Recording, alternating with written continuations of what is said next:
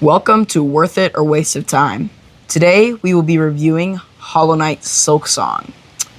So I'll do the summary for this one. It's made by Team Cherry, and it's about someone named Hornet who goes into this place called Farloom, and she has to figure out why she was sent there, and she has to ascend to the top and get to the Citadel, and just this journey of how she grows and gets stronger and has to figure out why she's there. So Silksong, Hollow Knight Silksong is a sequel to, obviously, Hollow Knight, yeah. right? And in Hollow Knight, Hornet is a boss actually that you fight twice in Hollow Knight. So they've created this game, Team Cherry. I think it was more than 7 years later. About Hornet. This gameplay is specifically on Hornet. Yeah. You got anything else to say about the summary? No, that's pretty it. I don't want to get too big into the spoilers, so let's just jump into what we liked. You want to start that? Sure. Hollow Knight Silksong. Every thread of this game was crafted with care. Every part of it was just so much attention to detail went into this game.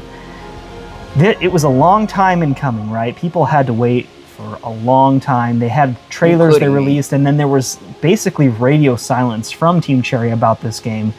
We didn't hear anything about it, and so it almost became a meme how many people said this is never coming out, it's not actually happening. They were saying that about this joke about how GTA 6 would come out before Hollow Knight Silksong or something. But I will say that Hollow Knight Silksong didn't just live up to the hype and didn't just make the wait worth it. It redefined what it means to have to wait for a game. Because, in general, people are like, well, you said you're going to release this game, and it's been so long. Is it ever going to happen? But games these days are released too early a lot of the time. Yeah. This one, they could have released it earlier, but they were putting love and they were crafting it with such attention to detail that when it came out, it was pretty much flawless. This game was just so well made that it, like I said, it redefined what it means to create a game and to have to wait for the next game. It makes me think, okay, any game that I'm excited about coming out in the future, if I have to wait, maybe that's a good thing. It would depend on which studio was doing it, but in the case of Team Cherry, it was worth it. So, what was your favorite aspect of gameplay? What made it... Of the game, you mean, in general? Yeah, of the game. It was the gameplay for me. Just how solid the controls are and the combat in the game is so fun. It is so good. Yeah. Oh yeah. I'll say also that I played this game through 3 times to 100% completion. 3 different times. And if that's not telling you the quality of the game, I don't know what will. Because this game was so good that I just kept wanting to play it. Yeah. What I really liked about it was gameplay, but more specifically the boss fights. I find a challenge really, really fun. And if it's too easy, then I'm like, oh, this isn't very fun. And the bosses in Hollow Knight Silksong were some of the toughest yet. And I just really enjoyed fighting them. So yeah, that's my favorite aspect of the game. Yeah, agreed. It's a great aspect. Now what didn't work? How could it be better? I have a hard time picking out anything specifically for this game. I really don't think that there were really any flaws in the game. It was pretty much every aspect of the game worked. The only thing that I'll mention is the story of this game. Could it have been stronger? Yeah, yes. Maybe a little bit. Maybe the story could have been a little stronger. It was about, Hornet. It was just her. Who is a spider who's going to the top of Farloom to fight the boss. I mean, there is a story to it. She there goes is up to other- see why she's there, but that's not very strong. Yeah, there's Silk. There's other things in the game, and there is a story that you can dig into. It's almost like this story is similar to an Elden Ring or Souls-like story. It's kind of obscure a little bit, and it's not, they don't lay it out as easily as some other games do, but it's still really good. Yeah. Same thing as he said, story. It's just she's going through this entire place just to see why she's there, and that's not very strong. That could be something. It should be something stronger, but either it's just that, and it's a really, really, really good game. And I'll even say, I don't actually think the story in this game is a flaw. I still think it's great. Do I think I've played games that have better stories? Yes. Yeah. Let's go into category breakdown. Let's start with gameplay. 100% best gameplay, 10 out of 10. I mean, I don't know what more I can say about it.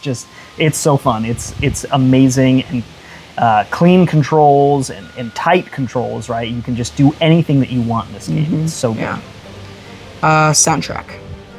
I've been listening to the soundtrack from this game since I first started playing it. Yeah, I love the soundtrack. The guy who created the soundtrack, I don't remember what his name is, but Larkin something. Yeah, Christopher Larkin. That's right. Larkin. Thank you. Christopher Larkin, he's a wizard when it comes to writing soundtracks. Yeah. I don't. Maybe it's not just for this game. He should be in more things. He should do soundtracks for other games and movies and stuff, because it is a wonderful soundtrack that I listen to over and over again. Definitely. Graphics and quality. It is a 2025 made game that was in the works for 7 years. Released 60 frames, high quality. What was the P? 1080 or 14? No, you can go 4K on this one. 4K, and it's just, you can tell that they really tried, and it's a really good game. And how I was playing the first Hollow Knight game, and how I was thinking that it's a side scroller, and then there's just layers behind layers of art behind it, and it's crazy to think how much they've improved in Knight Silksong, and it's crazy. Even Hollow Knight was amazing. These are 2D platformers, so as far as intensity of the graphics, I mean, you're not looking at Horizon Zero Dawn, you're not looking at God of War. But you don't need to, right? This game works the way it is. It works as a 2D platformer, there are no flaws in the game design, in the graphics, in the art direction. It is flawless. Yeah. Storyline, we said that was like not the best, not the worst though. So no, and again, I don't think that there's any inherent flaws in the story. I just think I've played games that had better stories, but it's still a really good story. Yeah. Performance. This is talking specifically about when you play the game where there are glitches, where there are issues. A lot of games are released, and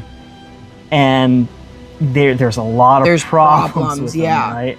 And we played this game when it first came out, so like they're like it's guaranteed to have glitches when a game first comes out. You would think, but there are no problems with the performance. I didn't encounter a single glitch the entire game. 3 times that I played, never. So it's just amazing. 7 years, they find stuff like that out. Value. The game is like $15, and I think it's 20, isn't it? 20 or 15. I think it's 20. And it's like one of the biggest games that I've played, and it is so worth the value. If it was 15, it's $15 or 20. It's amazing. $20, yeah. If it was 60, still amazing. Still amazing. Yeah. They're releasing games these days that are $70 that are not as good as this game. Like this was $20, and you can get at least 70 to 100 hours out of this if you're doing like 100% playthrough on it. Definitely, yeah. I bought this game 3 times on 3 different systems. I bought it on the PlayStation 5 first, and that's what I played it on first. I played it through to 100%. And then I bought it again on my Switch 2, and I bought it again for his Switch 2, and I'm probably going to get it again for the computer, honestly, to have another version of it. Just, that's how good it is. Even 4 times, $80, it is still so worth the cost. Definitely. It is definitely one of of the best values of games ever. And for this game, I played. I got the platinum in the PlayStation because that's what I played first. And there were some difficult trophies on that, like the one that you have to beat in under 5 hours is a really tough one, or the one you have to get 100% in 30 hours is tough. And I got that one twice on 2 different systems. Again, just tells you the quality of this game. Yeah. Final score, what would you give it? So I gave, I think, Hollow Knight, the first one was a 9 out of 10. This one was better than Hollow Knight. So I'm going to give it a 9.5 out of 10. It is as close to perfect for a game as you can get almost. And honestly, you could round that up to 10 out of 10 for me. Does the missing 0.5, is that because of the story? Maybe. I don't know. Yeah, I mean, if it had maybe a little bit more of a cohesive story or just something that really gripped me better. The story doesn't grip me in this game. So maybe if it did, then it would be a 10. Yeah, so 9.5 out of 10.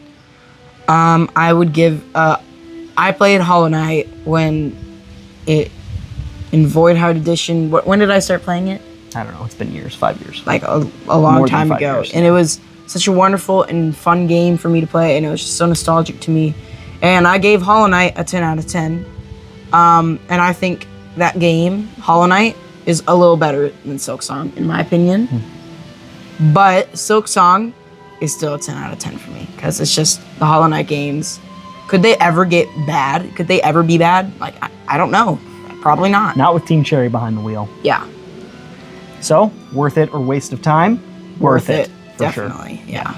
Definitely worth it. That's our take. Give us yours, and we will see you on the next one.